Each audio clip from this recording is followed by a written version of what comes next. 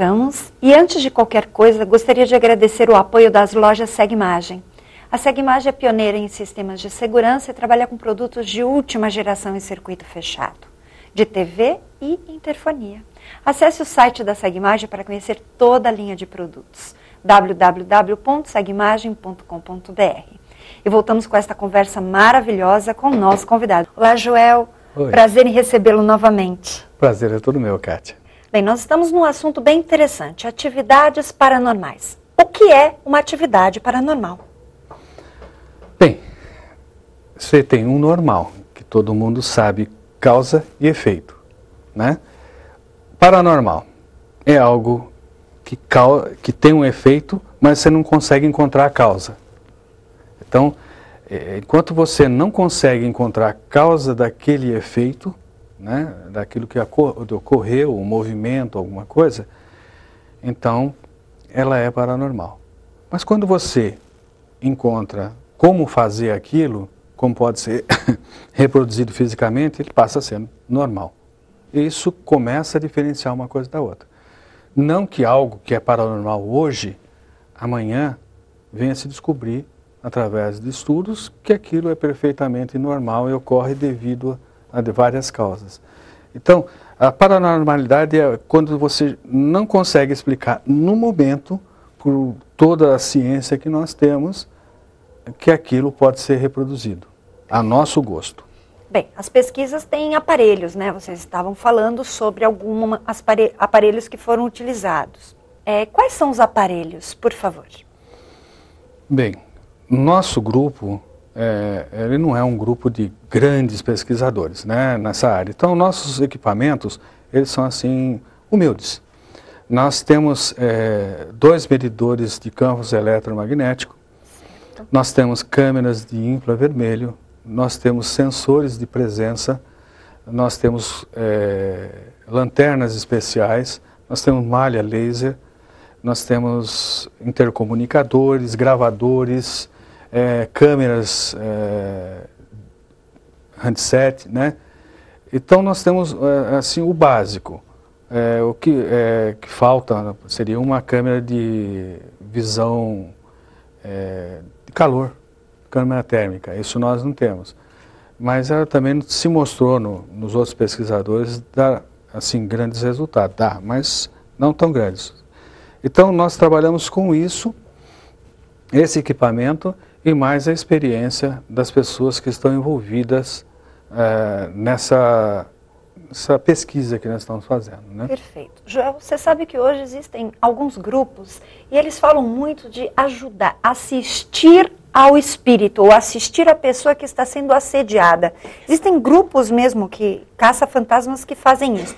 Como você vê isto? Nós temos uma preocupação que no nosso grupo tenham pessoas, tá, que têm larga experiência nessa área. Quando você chega a uma conclusão que a pessoa precisa dessa ajuda, ela é dada imediatamente por essas pessoas que estão conosco, tá? Nós constatamos ser real e a pessoa é ajudada no momento mesmo, ali, fora de câmera, tudo, a pessoa recebe essa ajuda. Não marcamos para voltar depois, a não ser para mostrar os resultados, mas a ajuda é dada imediata se a pessoa aceitar. Que às vezes a pessoa que está passando por problema, ela não tem uma convicção religiosa que você possa fazer um oferecimento desse tipo de ajuda. Então ela tem o aconselhador espiritual dela, então nós recomendamos que procure o seu aconselhador espiritual, né? Seja na religião que for. Mas se ela quer pegar o problema pelo ponto de vista que nós observamos ter mais resultado, então isso é feito de imediato. Em uma atividade paranormal pode ocorrer influências energéticas e com seres? Sim. Nós temos, dentro de um campo de pesquisas, como a Cris falou do poltergeist, que a gente fala, é uma energia que adquire uma certa personalidade, né?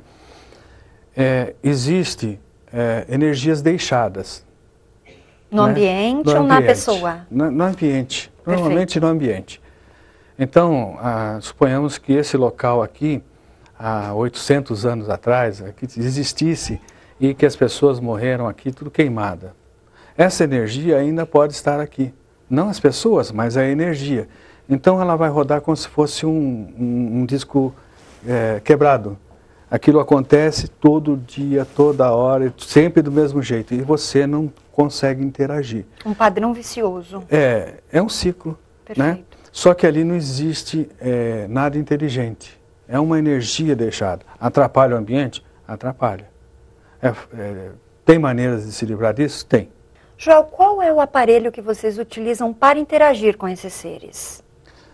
Nós utilizamos os medidores de campos eletromagnéticos, que nós pedimos, se é algo inteligente, que se aproxime do aparelho. Então o aparelho vai acusar um campo eletromagnético se aproximando dele. Perfeito. Então nós fazemos uma pergunta, você é homem, mulher, criança, né?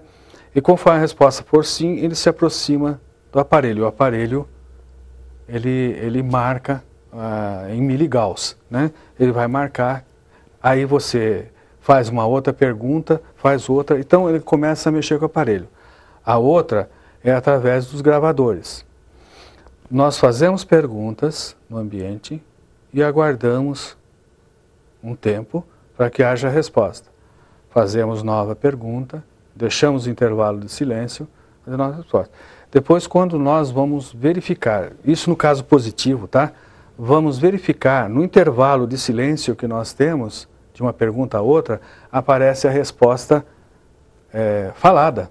Perfeito. Só que já num padrão de ondas, que a voz humana é em torno de 5.000 Hz, mais ou menos assim, né? E essas vozes que aparecem 19.000 Hz, por aí. Então, que não é humano. Sim. Mas na gravação parece uma voz ao fundo falando. Então nós passamos a entender qual o problema que está levando aquele ser, tá, a precisar se comunicar conosco. A pessoa que contrata vocês ou pede essa pesquisa, qual a diferença depois na vida dela, na casa dela? É feito alguma questão, algum trabalho, alguma terapia, alguma coisa? Nós não deixamos de dar assistência em casos tanto positivo como negativo. Porque se é positivo, nossa equipe vai trabalhar em cima disso, na área que for mais apropriada. Se for negativo, nós vamos tentar aconselhar essa pessoa a procurar um clínico da área da psicologia, né? E fazer aí um tratamento. Às vezes ela não tem condição, nós disponibilizamos um psicólogo, alguma coisa para trabalhar com os medos dessa pessoa, as ansiedades dela. Então, nunca fica sem resultado, porque senão o trabalho seria só para aparecer na tela. Isso não é o nosso trabalho. Perfeito. O NIP, ele tem, então, essa pesquisa e tem parceiros que trabalham com essas outras questões. Que fique muito claro isto.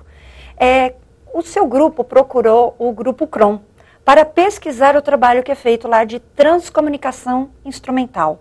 Como você vê, o que na sua linha de pesquisa aconteceu quando você conheceu esse trabalho? Bem, nós tivemos mudança de paradigma, né? Que nós estávamos vendo algo que não era nem espiritual, nem energético. Se tratava de um ser se comunicando on time, a perguntas on time, falando de assuntos como, por exemplo, meteoros, meteoritos, problemas espaciais, coisas. Então nós tivemos contato com um outro tipo de horizonte. De horizonte. Então, né? Novas pesquisas aconteceram a partir disso. As pesquisas começaram a ampliar e cada vez nós ficamos mais exigentes em cima do Grupo CROM. Nós passamos a negar totalmente o Grupo CROM para ele provar seu contrário. Foi que a coisa evoluiu. E hoje vocês têm aí uma parceria com este grupo de fazer um trabalho bem interessante. Isso. Mas você virá contar para a gente, numa outra ocasião, algumas pesquisas, viu? Okay. Eu quero que você passe, por favor, os seus contatos para o nosso teleinternauta. Você pode entrar em contato com o NIP através do site www.nip.com.br neap.com.br. Bem, vamos para um rápido intervalo e já voltamos.